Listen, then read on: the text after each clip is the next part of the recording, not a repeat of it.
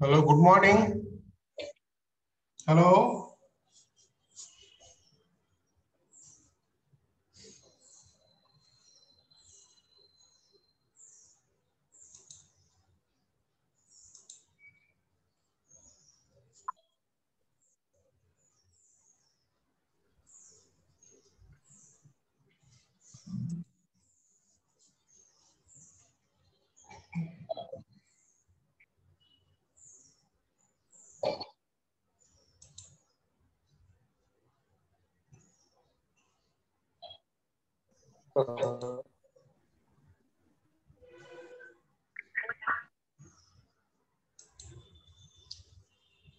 Hello, good morning. Anybody online? Good morning, sir. Good morning, good morning. Are you ready? Yes, sir. Yeah. So today we will start another new topic for discussion. That is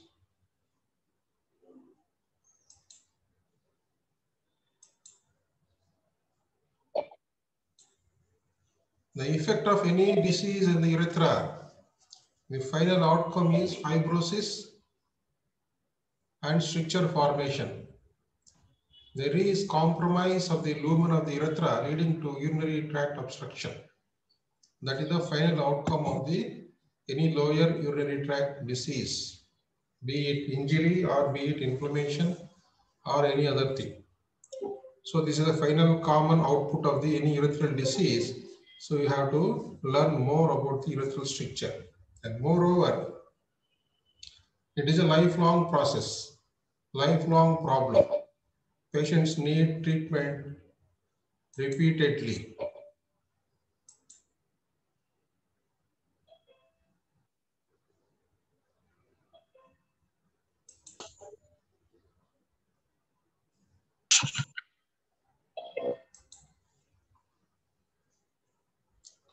The topic for today's discussion is urethral stricture. First, we should know what is stricture and what is stenosis. Both are the same, narrowing of the lumen. If the length of the narrowing is very short, or if it is at the opening of the tube, end of the tube, this is called as stenosis. Constriction or narrowing of a short segment of a canal or of the orifice is called as stenosis. When it is of certain length, longer, we call it as stricture. We call it as stricture. Any tubes, the intestine, the artery, the vein, the ureter, the urethra, anything, these are all the tubes that are present in the body. Any narrowing of these tubes is called as stricture or stenosis depending on their length.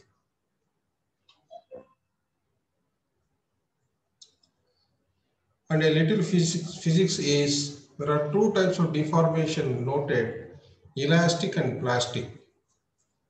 Elastic deformation of a solid or anything is entirely recoverable once the stress is removed. So the tissue stretches. Once you remove the stress or force, it returns back to its original shape and form. That is elasticity. So this is a muscle is a good example of the elasticity. When the muscle is stretched or contracted and the force is withdrawn, it regains original shape. Second thing is plastic deformation. Once you stretch the tissue, it remains in that new form or new length. This is called as plastic deformity. So fibrous tissue is an example for plastic deformation. If you stretch a fibrous tissue, or if the fibrous tissue is narrowed by its original contraction, it gains new shape and remains in that form only. This point is important when we are trying to stretch or dilate the structure of urethra with repeated dilatations.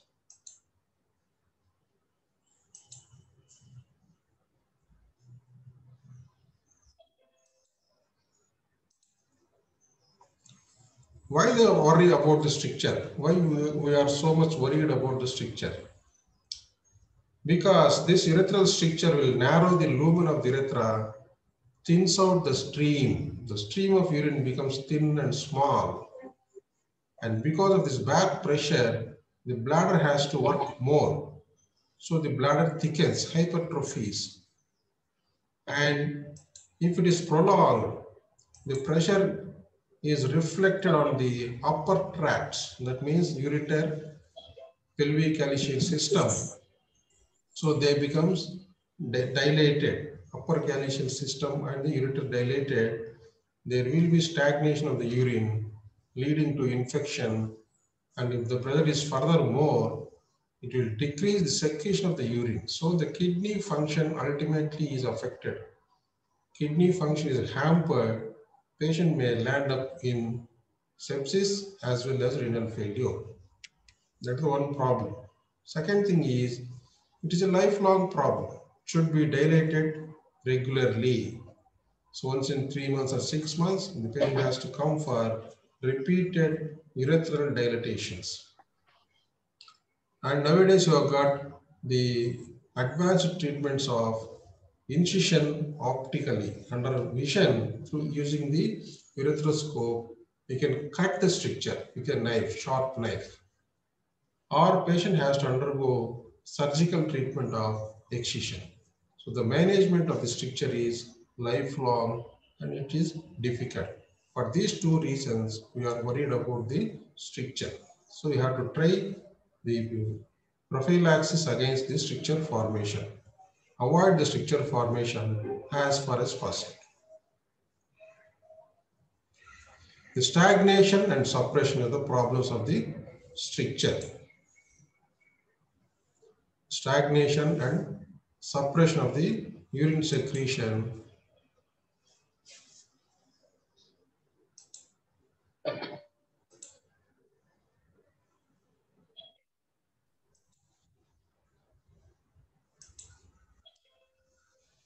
The stricture, the urine gets stagnated.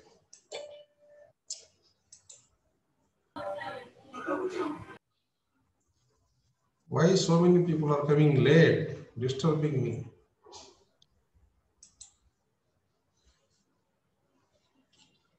The urine stagnates or gets infected. That's one problem.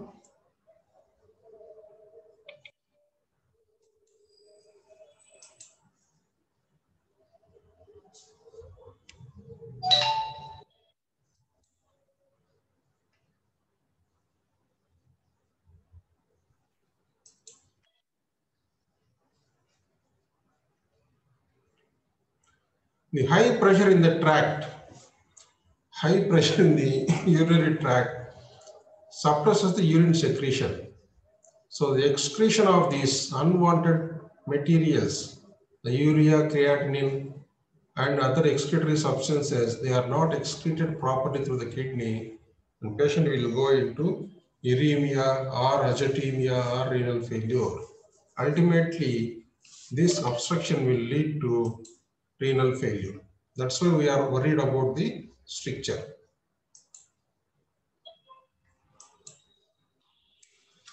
Now, we come to the causes of the urethral stricture. The inflammation, the injury, the instruments, or it can be idiopathic. These are the categories of things that can cause the urethral stricture. Most common is inflammation, secondary to urethritis, and secondary to balanitis xerotica obliterans. That is not exactly due to infection, but it is due to autoimmunity, autoimmune collagen disease, which can narrow the urethra. Either the meatus or the entire length of the urethra can be narrowed by this balanitis xerotica obliterans. Xerotica means it is dry with fibrous tissue. It obliterates the lumen of the urethra. More important thing is urethritis. Urethritis, inflammation of the urethra. Any inflammation of the urethra can lead to stricture formation, but more so the gonococcal inflammation. The gonococci cause intense type of inflammation of the entire urethral wall. Entire urethral wall, the inflammation is spreading onto periurethral tissues. So periurethritis involving the entire urethral wall and periurethral tissue is more often seen in cases of gonococci. Because the entire wall is inflamed, entire wall is replaced by fibrous tissue, resulting in a thick stricture, So stricture formation of the urethra is more often seen in cases of gonococcal urethritis. Of course, that is now rare nowadays, but still you can see the strictures. Next one is the injury.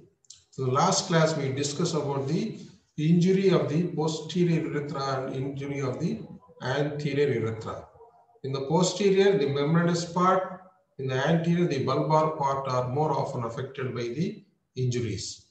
So depending on the severity of the injury, it can result in stricture formation. By conservative management, if you treat it conservatively, the hematoma organizes into fibrous tissue, leading to a long stricture. Or even if you do the anastomotic stricturoplasty, anastomotic urethral repair, then also there are chances of stricture formation at the suture line. So injury ultimately leads to urethral stricture formation, either bulbar urethral injury or pelvic fracture with urethral disruption injury affecting the membranous part. Third thing, the most important thing which you can prevent is iatrogenic stricture formation. This is preventable entirely if you are a little careful. The second thing is the iatrogenic stricture involves the entire length of the urethra. Entire length of the urethra, long stricture results because of the instrumental damage. This can occur due to urethral instrumentation, either dilatation or cystoscopy, urethroscopy for passage, etc., or catheterization, urethral catheterization. You must select the adequate size of the correct size of the catheter. So in woman, female urethra, it will admit number 18 French sized catheter freely. In men, 16 sized catheter is passed freely. So depending upon the dilatation size of the urethra, you can select the size of the catheter. And one rough guide is how to select the size of the catheter. The narrowest part of the urethra is the meatus. So you see the size of the meatus and select the catheter. If the tip of the catheter can pass freely through the meatus, means it is of the correct size. It should not pass forcibly the oversized catheter, which will cause friction damage to the mucosa and long stricture formation.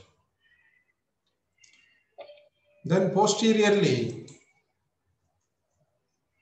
transurethral prostatectomy, prostate surgeries, because you are dissecting there, removing the prostate gland, that will cause a lot of inflammation at the bladder neck, and it may result in stricture formation.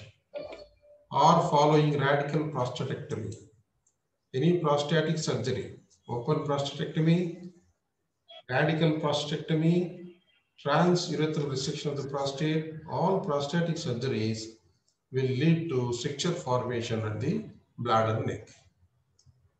And lastly, you have got one more variety, that is idiopathic, where the cause is not known. It may be congenital or it may be something else because of mild inflammations, unknown, unrecognized inflammations, etc. The causes of urethral stricture can be divided into inflammatory, traumatic or injury, iatrogenic, and idiopathic causes. Coming to pathophysiology, among this, the causes of the urethral stricture, most common cause is gonococcal stricture. It causes periurethritis leading to fibrosis. Another cause is balanitic xerotica obliterans, where there is extensive fibrosis of the entire lower urinary tract. It is rare, characterized by fibrosis of the foreskin resulting in phimosis. If the glands is affected, it results in meatal stenosis in 10%, and fibrosis and stricture of the penile urethra. Entire length of the penile urethra is fibrosed and narrowed. The cause of the particular condition is not known. The strictures which result are long and difficult to treat. They are long strictures. They are not amenable for simple dilatation and difficult to treat. You may have to excise this entire strictures, and you may have to go for substitution erythroplasty. You have to patch something to dilate the lumen of the urethra, which is called as substitution erythroplasty using buccal mucosa or skin of the scrotum, etc. So very difficult to treat such long strictures. Post-traumatic strictures result after conservative treatment of ruptured urethra. The hematoma organizes into fibrous tissues and they need erythroplasty, delayed erythroplasty, either anastomotic erythroplasty or substitution erythroplasty has to be done if the length of the stricture is more. Post-instrumentation strictures follow endoscopy or catheterization. Any part of the urethra can be affected. It can be due to combination of trauma. Oversized instrument can cause friction trauma to the mucosa and inflammation, or infection. It may predispose to infection. The instrument, if it is not sterile, will introduce the infection into the depths of the urethra. Or even if it is sterile, it can draw the bacteria which are present in the anterior urethra to the posterior part of the urethra, causing infection and stricture formation, or pressure necrosis. If you keep the catheter for a long time, 2 weeks, 3 weeks, etc., it may cause pressure necrosis of the mucosa and stricture formation. So a combination of trauma or infection or pressure necrosis will result in post-instrumentation strictures. And there is one thing the urologist will do. If the urethroscope is not passed through the urethra, he may dilate the urethra prior to the urethroscope. He may dilate the urethra and he can pass the urethroscope freely. This is called as prophylactic dilatation while doing ureterotomy or TURP, and some people do it routinely. Dilate the urethra sufficiently, then pass the instrument without causing any instrument-induced trauma to the urethral mucosa. Bladder neck stenosis results following the TURP, transurethral resection of prostate. Transurethral resection of prostate, the procedure done for removing the excess of the prostate gland in BPH, benign prostatic hypertrophy, or following radical prostatectomy for carcinoma of the prostate. Radical means entire gland is removed for carcinoma of the prostate. This can be managed by dilatation, repeated dilatations. Coming to the clinical features, how the patient presents if he has got a stricture of the urethra. The first thing the patient notices is poor prolonged stream. When passing urine, the stream will be thin. The stream will be thin and he needs more time to empty the bladder. More time is needed to empty the blood. Prolonged stream will be there. Typical complaint is the stream is very thin. He has to spend more time in the bathroom to empty the bladder. That is a common symptom patient complains of. And there may be history of hesitancy of micturition. Patient wants to pass urine, bladder is full, but once he goes to the bathroom, there will be some time lag time lag. He has to relax there and slowly initiate the act of micturition. Hesitates. The bladder hesitates to empty in the bathrooms. And he has to strain to void. Patient has to strain to empty the bladder forcibly or decrease the time of voiding. So this straining will lead to a lot of other complications. And a poor urinary stream.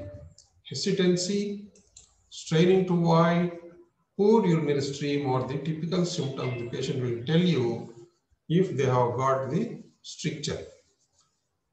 And as that stream becomes narrower, micturition is prolonged, and later he may complain of post-micturition dribbling. Post-micturition dribbling. The patient feels the bladder is empty. Then he comes out of the bathroom. Then drop by drop, the urine leaks in the clothes. This is called as post-micturition dribbling. Why this happens? So proximal to the stricture, the urethra is dilated. Urethra is dilated, and when the urine is passed in the last, the bladder neck closes. When the bladder is empty, the bladder neck closes. But some amount of urine remains in the dilated part of the urethra between the closed bladder neck and the stricture. Closed bladder neck and the stricture, some amount of urine remains. This urine slowly dribbles through the stricture and leads to leaking of the urine after the act of micturition. Post-micturition dribbling is typically complained of in stricture of the urethra.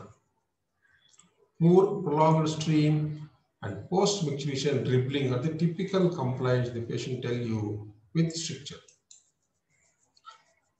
And frequent urination, has to visit the bathroom frequently.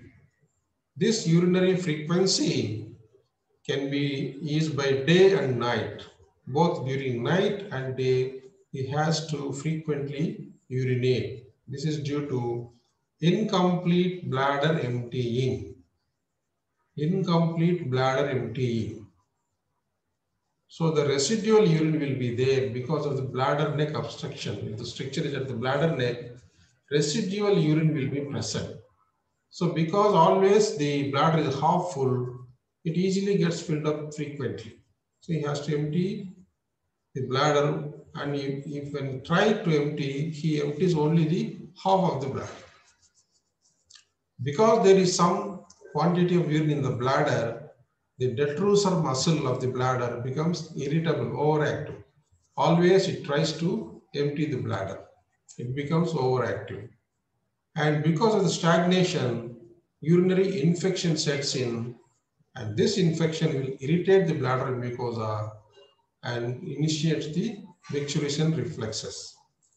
Incomplete emptying, detrusor overactivity, and associated urinary infection will increase the urinary frequency. And if you do the urodynamic study, the urinary flow rate is typically prolonged and plateau shape. Typically prolonged and plateau shape. If you do the urodynamic study in normal persons, after 1 or 2 seconds of initiation, the flow rate will be peak. It will goes to the peak and gradually it falls to the normal. It will be like a triangle. A peak will be there in normal urodynamic studies for normal persons. Because here there is obstruction, it slowly rises to a certain extent and it will be maintained at that level for a long time. Then it falls down, comes to baseline. So prolonged plateau shape flow rate will be seen on urodynamic study. So here you can see, normally after initiating for 1 or 2 seconds, it goes to the peak and comes down. That is normal. But here it has ascended to a only smaller height. At that height, it is maintained for a long time and slowly it has come back. This is the typical picture seen in urodynamic study of a stricture of the urethra.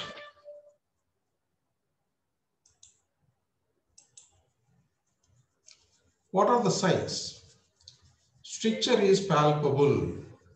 Stricture is nothing but fibrous tissue. So it will be felt like an induration, a length of induration along the urethra. So how to feel this? So in supine position, you turn up the penile shaft onto the lower abdomen and ventrally from mid-perineal point, you palpate the ventral aspect of the penile shaft. If there is a stricture, it can be felt as a length of induration. A short segment, a segment of induration is felt along the length of the urethra. It indicates presence of urethral stricture. So place the urethral penile shaft on the lower abdomen. On ventral aspect, you palpate along the length of the urethra. You can feel an indurated area if there is stricture. And when the urinary obstruction is complete, you may find the distension of the bladder. A smooth distension of the bladder will be seen in the suprapubic region. And if you percuss on it, there will be dullness on the full bladder.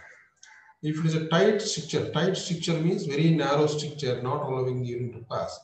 Patient may present with acute retention of urine. And if there is history of clumsy attempts at catheterization, false passages may have been developed. False passages. That means the catheter, instead of going through the lumen of the urethra, it goes through the wall of the urethra, edematous wall of the urethra, which is soft and creates a space in the extraurethral passages.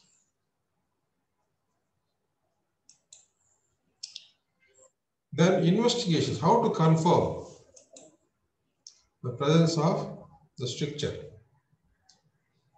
Olden days, the gold standard investigation was retrograde urethrography. Now this has come to the second place. The first place has been taken by scopy, urethroscopy, direct visualization of the stricture in the urethra, urethroscopy. The stricture is viewed as a circumferential scar tissue. If you are looking through the urethra, lumen of the urethra, at some point you can see a narrowing of the lumen with circumferential fibrous tissue. That is called as a stricture. And if there are false passages, extra openings on either side will be seen. Outside the circumference of this opening, stricturous opening, extra points of entry will be seen if there are false passages. This is the most direct form of confirming the diagnosis. Then urethrography. This is also needed after the identification of the stricture. To study the length of the stricture, you may need urethrography. To plan the surgery, you may need the urethrography. Retrograde urethrography, because the dye is injected from the external urinary meatus into the urethra and X-ray is taken. Another antegrade urethrography is also there. The dye is injected into the bladder or IVP is done. IVP means intravenous pyrogram. The dye is injected into the system, into the blood through the vein. When it is excreted through the kidney, the system is X-rayed. So when the dye reaches the bladder, you can take the X-ray of the pelvis and do the antegrade urethrography also. So some people do both things, antegrade urethrography and retrograde urethrography, to assess the length of the stricture properly. Length of the stricture, how long it is, how narrow it is can be assessed. Where it is can be assessed by doing the from above and from below urethrography. It will show you the extent and severity of the stricture, and if there are any diverticula of the urethra, they can be seen, and dye entering into the vessels can also be seen. So this is the urethroscopic appearance of urethral stricture. This is the delayed normal urethral lumen. These blood vessels are seen on the urethral mucosa, As you go near, the congestion, redness is increasing. Redness is increasing, and almost you are seeing a diaphragm, membranous or diaphragm of the fibrous tissue. The lumen of the urethra has been very much narrowed, very much narrowed. That black point is the lumen, continuation of the lumen, which is very much narrowed. This is a stricturous part. So directly you can visualize the stricture. Another stricture. This is very fibrous. Thick fibrosis is seen. Beyond that, you are seeing the lumen of the proximal urethra. This is the distal urethra. This is the urethrogram, retrograde urethrogram. Dye is injected from here. This is the up to here. This is the penile part of the urethra. This is the bulbar part of the urethra up to here. So bulbar part of the urethra is narrowed here and very much narrowed here. Bulbar part of the urethra. This is the membranous part of the urethra. Bulbar part is dilated, but it is strictured at two places. The long stricture. Multiple strictures. Strictures at multiple places.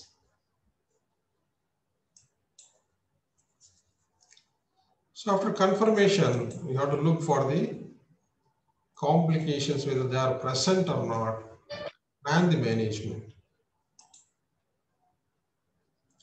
The common complications are urinary tract infection, the most common complication. It responds to antibiotics, but it tends to recur. Repeated episodes of infection will be there. Patient has to take antibiotics repeatedly. This is a consequence of residual urine in the bladder. Residual urine invites the infection, leading to recurrent urinary tract infections, either urethritis or cystitis. When the bladder outflow obstruction causes, it can lead to bladder calculi formation. When there is stagnant urine in the bladder, the solutes gets precipitated, resulting in bladder calculi formation, bladder stone formation. And if the pressure is transmitted onto the upper tracts, they get dilated with renal impairment. These are all called as back pressure events. The pressure in the urinary system will lead to ultimately renal damage and renal impairment. There may be retention of urine.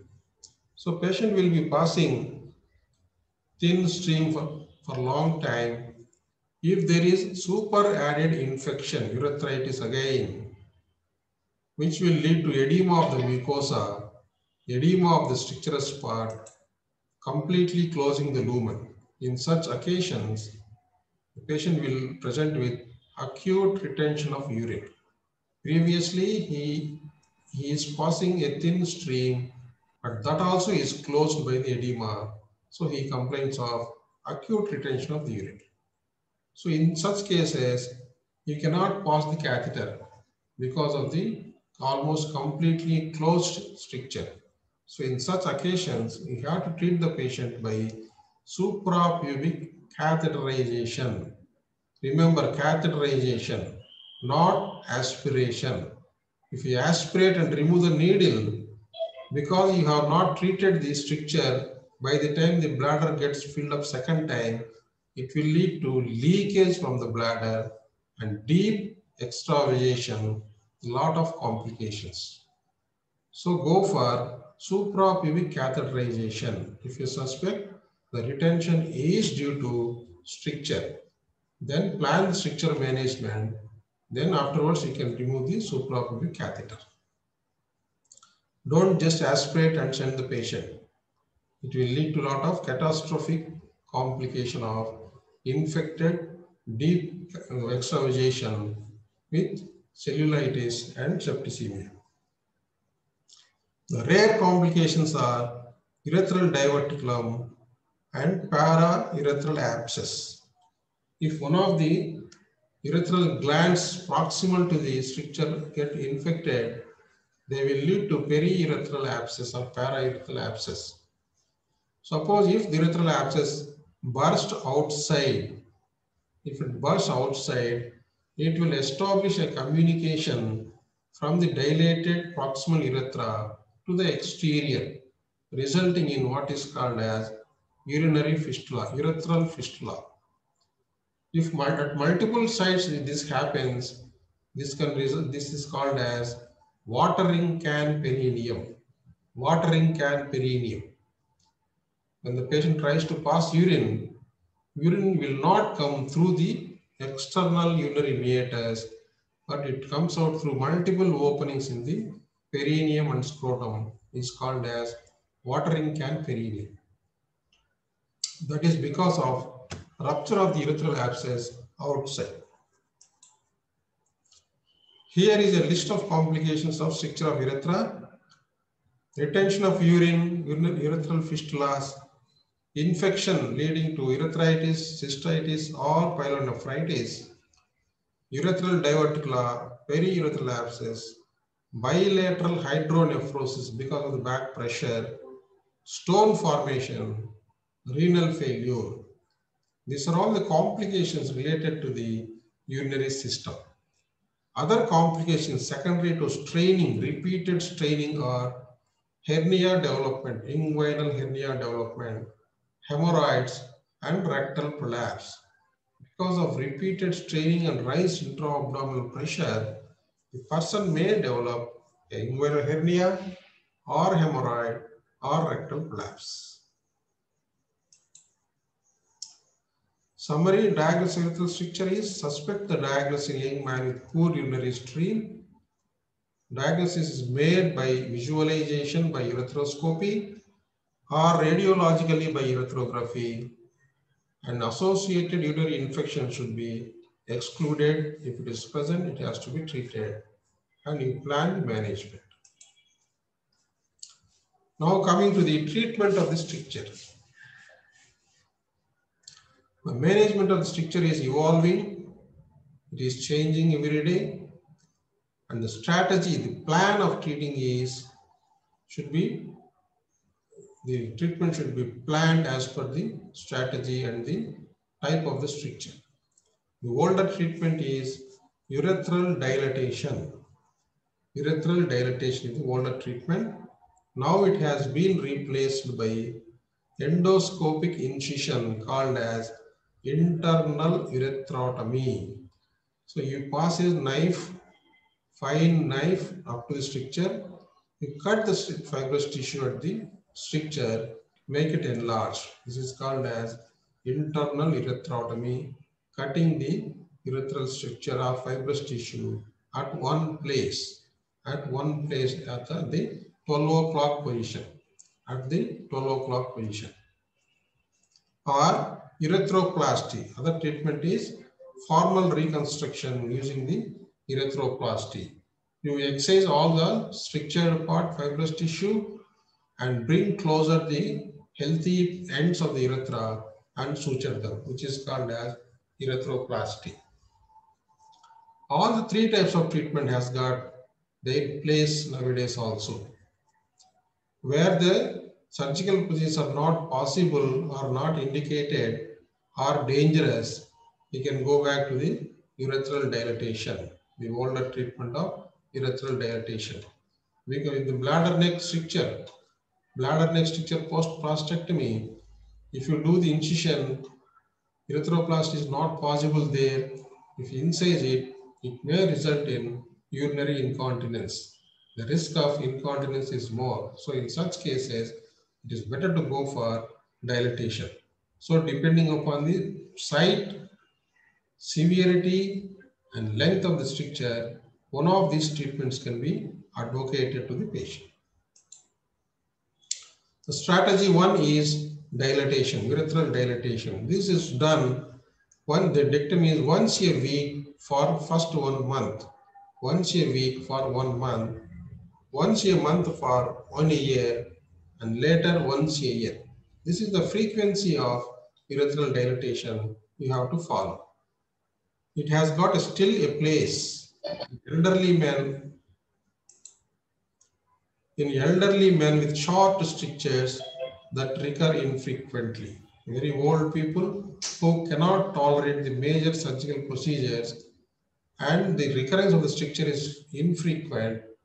So once or twice if you dilate, it will be sufficient for that man. You can do it. And stricture intimately related to the continence mechanism, either bladder neck stricture like that, where there is high risk of incontinence. In such cases, it is better to go for dilatation rather than the cutting the stricture. So in dangerous places, it is better to go for urethral dilatation repeatedly. Or you can advocate the patient, you can teach the patient self-dilatation. If the stricture is recurring frequently, patients do not come to the hospital frequently. So in such cases, you can teach the patient self-dilatation. Every day, intermittently, patient can self-dilate using the soft hydrophilic catheters. Sterile catheters are supplied. Sterile technique is taught to the patient, and patient can dilate it every day. Early in the morning, he dilates the stricture and passes urine. That will be sufficient for that day. This is needed for lifelong. The strategy 2 is internal urethrotomy or endoscopic urethrotomy or optical urethrotomy, because you are observing this stricture under eye vision. We are doing this procedure, so this is called as optical urethrotomy. It will give the success rate of 50%. 50%. The success rate is more or highest in short and bulbar strictures. The failure rate is highest. That means success is less in case of long strictures of penile urethra or in recurrent strictures. So the most amenable place for optical urethrotomy is a short stricture at the bulbar urethra. That is a place which is more amenable, more successful by optical urethrotomy. Whereas a long penile shaft urethra is not suitable for incision. You have to go for some other procedure. The strategy 3 is, final one is urethroplasty. Open surgical procedure where the fibrous tissue is excised and the cut ends of the urethra are anastomosed. This is suitable for short traumatic strictures. The cure rates are more than 90%. In this procedure, excision of the stricture with end-to-end anastomosis is done. This is the final method of treating the urethral stricture. Now the conventional therapeutic algorithm nowadays followed is internal urethrotomy to all newly diagnosed strictures, excluding post-traumatic strictures. So all inflammatory strictures which are newly diagnosed, they must be treated by internal urethrotomy, because once or twice, at the most twice, if you do internal urethrotomy, the treatment is over. The stricture responds. No repeated process is needed. Whereas in dilatation, lifelong the patient has to visit the hospital for dilatations. So that's why the dilatation is replaced by the internal urethrotomy. But this is not suitable for post-traumatic strictures. Post-traumatic stricture has to be treated by stricturoplasty. To reserve the more major urethroplasty for recurrent strictures and post-traumatic strictures. Strictures following trauma and recurrence of the strictures should be treated by urethroplasty. That is the treatment plan that is followed nowadays. When the stricture is diagnosed, go for internal urethrotomy once or twice. Later on, if the stricture recurs, you go for urethroplasty. Or stricture following trauma, you go for stricturoplasty. So with this, the treatment strategy, how to treat, how to suspect diagnosis, how to confirm our diagnosis, how to plan the management, we have discussed. Now the details of the treatment procedures we will discuss. So fibrous tissue and stricture is a fibrous tissue, and hence stricture is of plastic in nature. Plasticity means once if you stretch it, it will remain in the new form only. It will not contract that fast. So being a fibrous tissue, if you stretch the stricture by dilatation, by passing some instrument, if you dilate the fibrous tissue, it remains in the dilated position. That is the point. Based on this point, we are dilating the strictures. The basis of the dilatation of the stricture is because this fibrous tissue is plastic in nature, it can be dilated. The common treatment of stricture is urethral dilatation. It is the age-old treatment for stricture. Urethra is stretched using graduated dilators aseptically.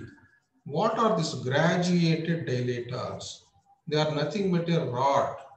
Steel rod will be there, which is bent at the tip. At one end, it is bent at the point here is the size of the rod, the circumference of the rod, this dilator, increases gradually from one tip to the other tip. At the tip of the instrument, it is narrower and smaller, and gradually, smoothly, it enlarges to the butt end of the instrument. That is the point. So, because it is narrow at the tip, you can enter into the stricture. As the instrument is passed through the stricture, because the size of the instrument is increasing gradually, the stricture is stretched smoothly gradually. So the point in here is the make of the instrument such that there is difference between the girth of the instrument at the tip and at the butt end. How much difference is there depends upon the type of the instrument. And this should be done aseptically,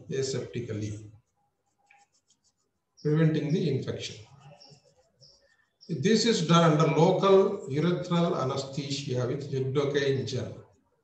You inject the 5 to 7 ml of lidocaine 2% gel into the urethra and you close the external urinary meatus, or you can apply a clamp known as Cunningham's clamp, Cunningham penile clamp. Wait for 5 minutes, allow the drug to take its action. Then you can pass the instrument.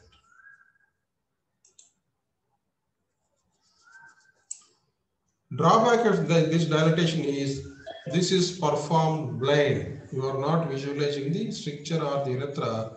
This is performed blind and there is danger of causing a false passage. If you are not careful, if you do not follow the methodology strictly, you may cause blind passages. Instead of passing the instrument through the urethra, you will go extra-urethral. You may lead into the bladder also, extra-urethral, creating a false passage and urinary fistulas. So you must be very careful and pass the instrument strictly as per the schedule.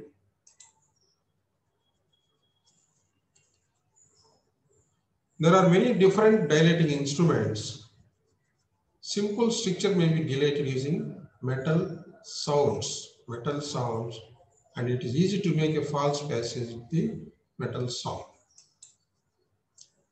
This is called as the particular instrument used to dilate the stricture of urethra is called as dilator or sound. Because it dilates, this is called as sound, dilator.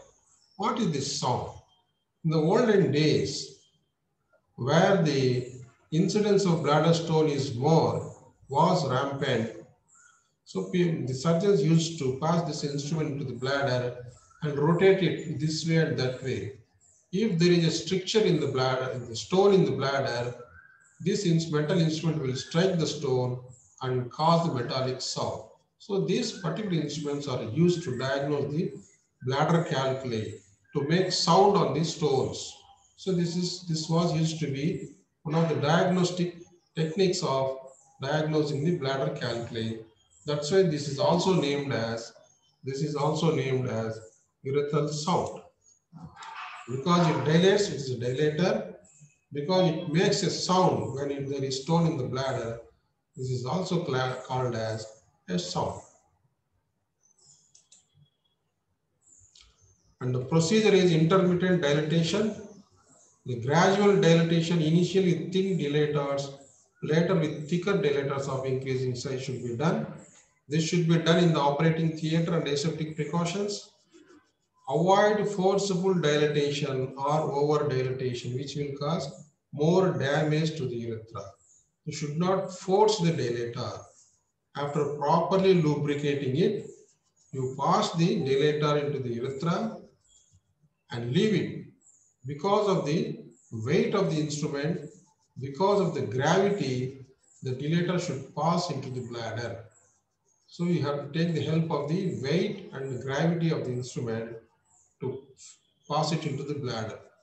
This will prevent the passage of, prevent the formation of false passage. If you force enema, the edematous mucosa of the urethra will give way and false passage will form. And the frequency is, as we said, once a week for 1 month, once a month for 1 year, later once a year on his body. The types of dilators used are Lister's dilator, which has got an olive tip or blister at the tip to help the preventing formation of false passage, and more commonly used Clutton's dilator. And if the stricture is very narrow, you can have filiform bougies with followers. Filiform means very film-like. The tube is very small and thin. First, you pass this thin film-like dilator through the stricture, and it will be screwed to the more larger stricture. And taking the guidance of this thin one, you can pass the thicker dilator through the stricture. When the ureteroscopy was not available, this method was used.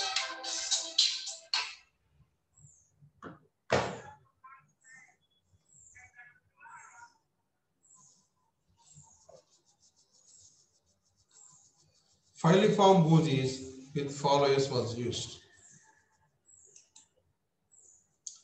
Complications, infection and bleeding due to trauma, false passage formation and fistula formation. These are the metal dilators, Clutton's dilators.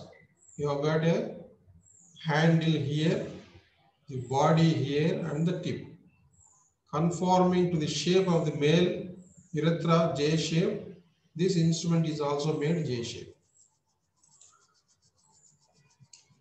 These are the Lister's dilators. The tip is bulbous, handle is coin shape.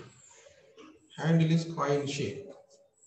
The size of the dilator is, the difference between the size of the dilator, the tip and the handle side is 3 French. 3 French difference will be there. These are the Clutton's dilators. The handle is violin shape. The tip is smooth, and the difference between the tip and the butt end of the dilator is 4 French. Here it is 3 French, here it is 4 French. These two are the commonly used metal dilators for urethral dilatation. This is the gently S-shaped dilator. One half is smaller, one half is bigger. This is Hegar's dilator used to dilate the female urethra. These are for male urethra. This is for female urethra. The differences between Clutton's and Lister's dilators are violin-shaped handle in Clutton's, coin-shaped handle in Lister. Smooth tapering tip. This is bulbous tip. A difference of 4 French between handle and tip. Here a difference of 3 French. Lister has got a blister at the tip to prevent false passaging.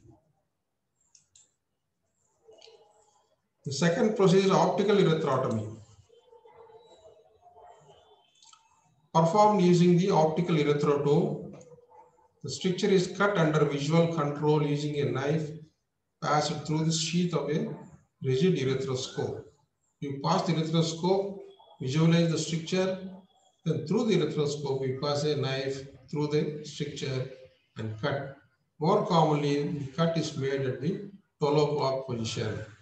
This should not be too deeply cut into the corpus spongiosum. If you are too deep, it will lead to bleeding from the corpus spongiosum. Only the fibrous tissue up to the mucosa of urethra should be cut to prevent the bleeding formation. And put a catheter for 1 or 2 days. Afterwards, you can remove the catheter. The success rate is 50%. This is the optical urethrotome set. This is the knife. After passing this urethroscope, you pass this through this instrument and cut the stricture with electricity.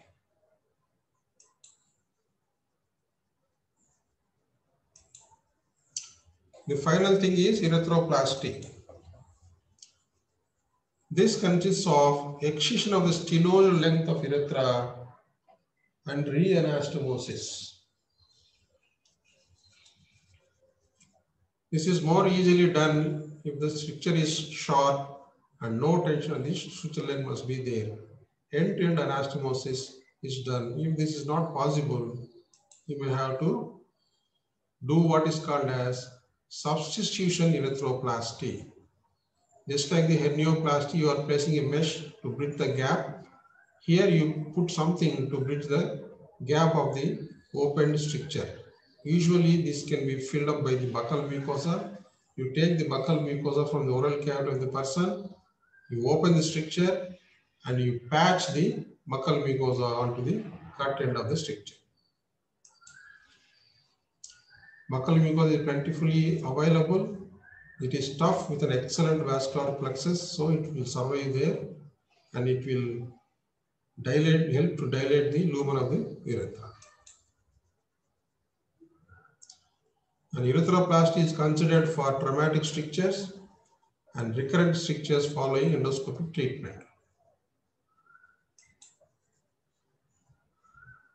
The success rate of the anastomotic urethroplasty is 90%, where the ends of the cut urethra can be brought down without tension and suture it is called as anastomotic urethroplasty. The success rate is more in this variety, 90%. Substitution urethroplasty at 10 years post-op, it is around 80% success rate.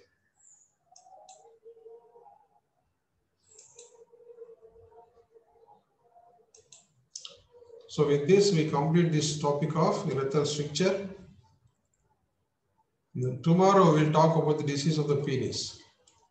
And one more appeal is, please log in exactly at the 9 o'clock, 5 minutes before. So if you are disturbing me during the class, each one coming to the field, I have to strike the admit, so that will be disturbing me. Please make it that you should log in as early as possible. Thank you. Thank you all.